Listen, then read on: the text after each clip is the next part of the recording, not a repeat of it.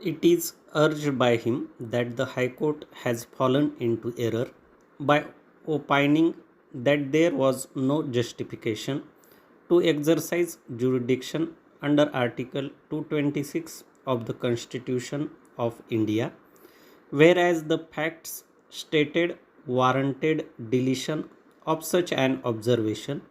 by the DRAT, as a tribunal has no jurisdiction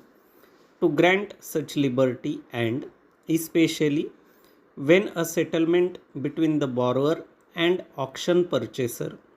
had been arrived at. Learned Counsel would submit that the DRAT had really not addressed to any issue, and after recording a settlement in a most brief manner, recorded the observations which really deserved to be quashed by the High Court. It is further canvassed by the Council that the High Court should have taken note of the fact that the order passed by the DRAT had already been complied with, and it was absolutely unnecessary to drag the bank to a further litigation which is contrary to the spirit of act and the purpose of recovery of debts due to banks and financial institutions act 1993. It is also contended that the DRAT failed to take note of the prayer made by the appellant therein, and for no important reason the matter was kept pending for more than 4.5 years. Para.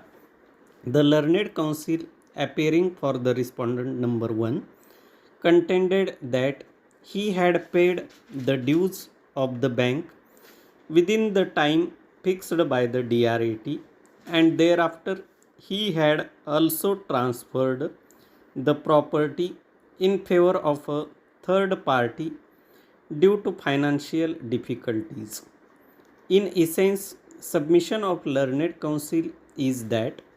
putting the clock back is likely to cause serious loss to him.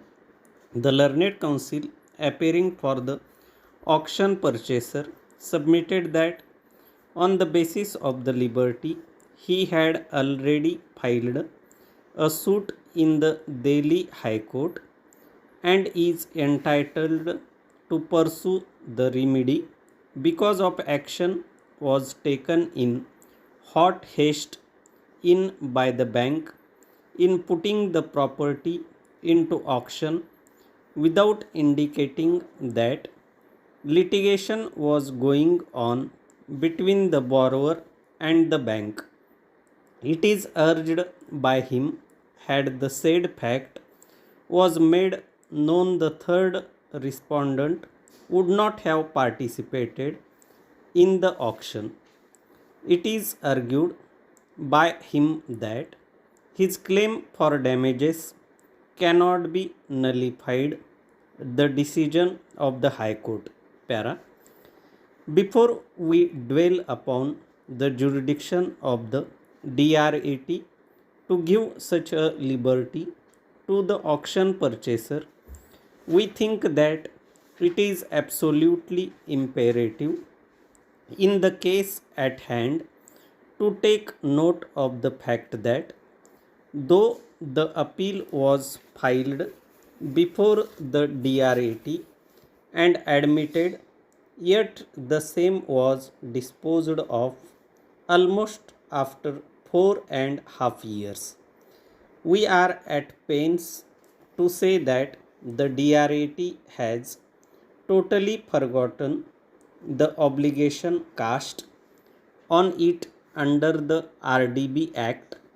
and also has remained quite oblivious of the silent features and the main purpose of Act. In this context, we may fruitfully refer to the objects and reasons of the Act. The relevant part of it reads: the financial sector has been one of the key drivers in India's efforts to achieve success in rapidly developing its economy.